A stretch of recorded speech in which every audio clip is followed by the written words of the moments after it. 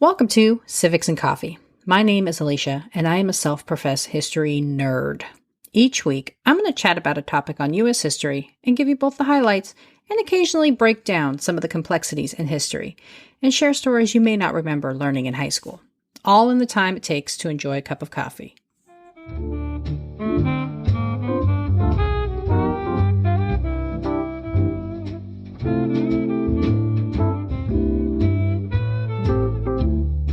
Hey everyone, welcome back. Just north of the Robinson Rancheria Resort and Casino in Northern California sits an unassuming plaque. Driving along Highway 20, motorists easily miss the marker dedicated in remembrance to one of the more shameful events in California history. However, if you are lucky enough to catch it and pull over to review its message, the stone and metal memorial tells a devastating story. Quote, 1/4 mile west is the island called Bo No Poti, now Bloody Island. It was a place for native gatherings until May 15th, 1850. On that date, a regiment of the 1st Dragoons of the U.S. Cavalry, commanded by Captain Nathaniel Lyon and Lieutenant J.W. Davidson, massacred nearly the entire native population of the island. Most were women and children. This act was in reprisal for the killing of Andrew Kelsey and Charles Stone, who had long enslaved, brutalized, and starved indigenous people in the area. The island, now a hill surrounded by reclaimed land, remains a sacred testament to this sacrifice of innocence. End quote. The plaque, dedicated in 2005, aims to both reframe the story previously told and serve as a place of memory for Pomo descendants. But what exactly happened? This week, I am diving into the history of the Bloody Island Massacre. What was it? Who was involved? And why are there 2 plaques erected in its memory? Grab your cup of coffee, peeps. Let's do this. In the middle of the 19th century, California was dealing with a massive wave of migration as the result of a small thing called the Gold Rush. Men by the thousands descended upon the territory to strike it rich and lay their claims to the vast riches within the soil. However, they weren't alone. Much like the rest of the landmass that would come to be the United States, the California territory was home to thousands of indigenous Americans. Roughly 3,000 members of the Pomo settled along the Clear Lake region and watched as their lands were slowly designated for settlement, forcing their relocation. And as was the case throughout the country, Anglo-Saxons and Europeans brought with them new diseases for which the Pomo had no natural immunity, severely impacting their overall membership. In the aftermath of the Mexican-American War, Indigenous Americans residing in the California territory found themselves in a politically odd situation. Before the conflict, they were considered Mexican citizens. Under the terms of the Treaty of Guadalupe Hidalgo, Mexican citizens' claims to property rights were to be honored. Quote, in the said territories, property of every kind, now belonging to Mexicans not established there, shall be inviolably respected. The present owners, the heirs of these, and all Mexicans who may hereafter acquire said property by contract, shall enjoy, with respect to it, guarantees equally ample as if the same belonged to citizens of the United States. End quote. In addition to respecting their claims to property, the United States stipulated that Mexican citizens had 1 year to decide whether to retain their Mexican citizenship or become citizens of the United States. In theory, these same considerations and protections should have also been extended to the various tribal nations. However, no such protections or offers were extended. The United States continued to consider indigenous Americans as others, referring only to them as Indians and vowing to rescue any Mexican citizen who was captured by the quote-unquote savage tribes. Continuing the policy of treating Native Americans as some sort of disease to be eradicated, the California legislature also enshrined statutes preventing Indigenous Americans from things like testifying in court and denying them access to the franchise. In other words, The California Territory was openly hostile to the various tribal nations who called the area home for generations. In 1847, two men decided to try their hand at the American dream and bought a cattle ranch. Charles Stone and Andrew Kelsey, the same man for whom Kelseyville gets its name, purchased the property from a Mexican captain.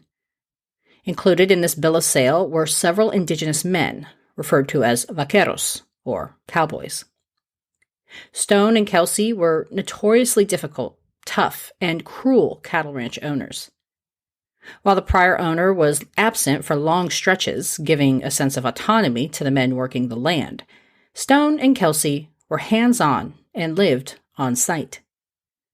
As such, the Pomo were treated as slaves with minimal rations and were prohibited from securing their own food sources as they were barred from fishing and hunting on the land. When news spread about gold in the waterways of Sacramento, Stone and Kelsey dispatched several men to extract the mineral on their behalf. Unfortunately, the two men changed their minds about the endeavor and recalled the Pomo back to camp, but not before trying to turn a quick buck and selling off most of the provisions secured for the team. This meant the men were forced to make an over 100-mile trek without adequate food and water, leading to the deaths of almost the entire party. Out of 50 men that were sent, only 2 returned alive.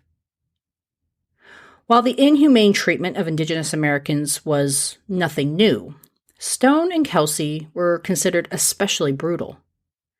Not only did they fail to provide adequate provisions and demand non-stop, exhausting labor, but they also exploited the men and women who worked their land. Women were treated as sex slaves, and the men received severe beatings at the first sight of a complaint or request for better treatment. In one especially cruel example, Kelsey gave 100 lashes to a young man, and if that wasn't harsh enough, finished the job by shooting him in the head. His crime? Well, the sources differ.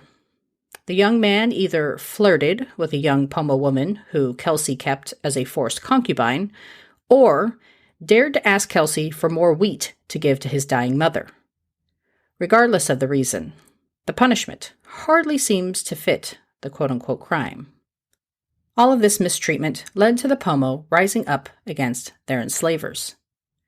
Whether in retaliation for the young man or from anger over the treatment of their women, several men attacked and killed Kelsey and Stone. One source I read indicated the deaths were a result of a failed rescue attempt of Pomo leader Augustine's wife, but I was unable to find confirmation.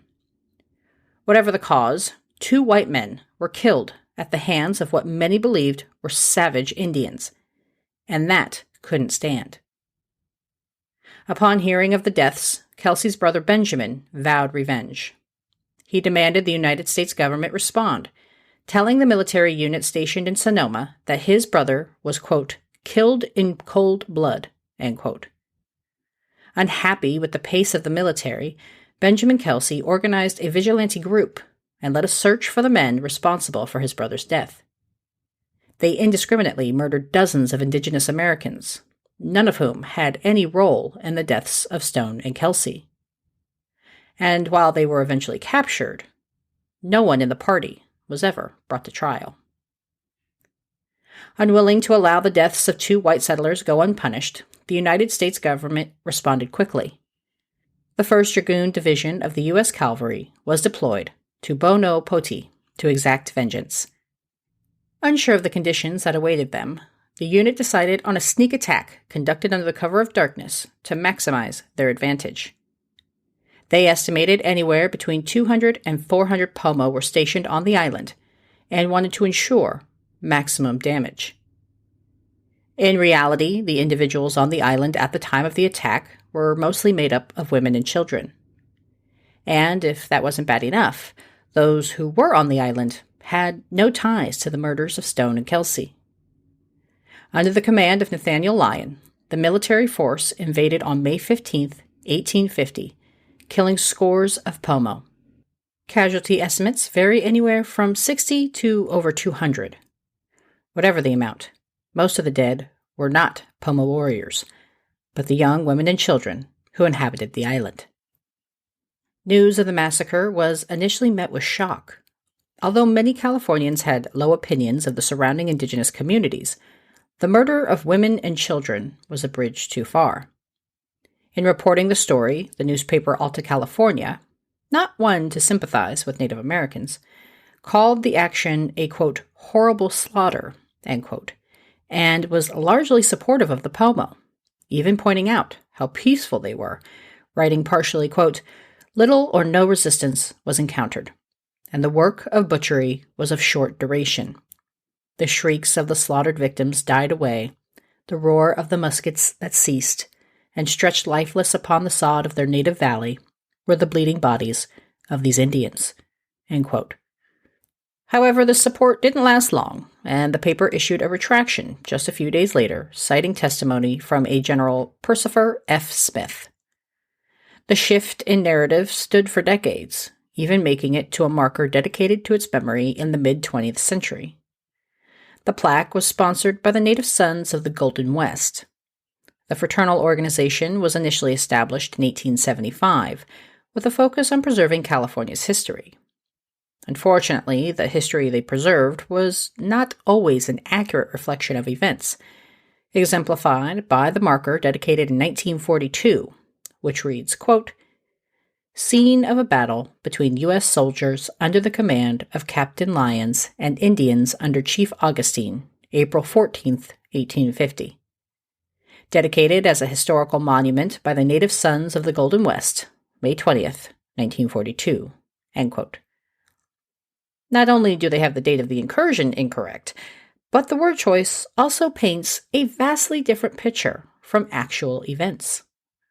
One woman, known as Lucy Moore, managed to survive the attack as a little girl.